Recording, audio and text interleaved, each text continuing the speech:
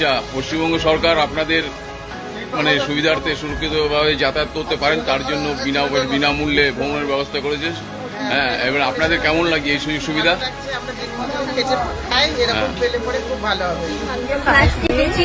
আমি খুব খুশি আছি, খুব ভালো, খুব খুশি হয়েছি, খুব সুন্দর, খুব ভালো লাগছে, আমার খুব ভালো লাগছে। এবং মুখ্যমন্ত্রী যে যিনি তারাকে বরাবরই সাপোর্ট করে এসেছি, আমার খুবই ভালো লাগছে, খুবই ভালো লাগছে। মানে এতটা যে ভাবা হয়েছে, মানে আপনাদের সব রকম বাসে 0 টিকিট ইস্যু করা হবে, খুব ভালো মাত্র পরিচয় খুব পত্র। ভালো একটা পদক্ষেপ এটা।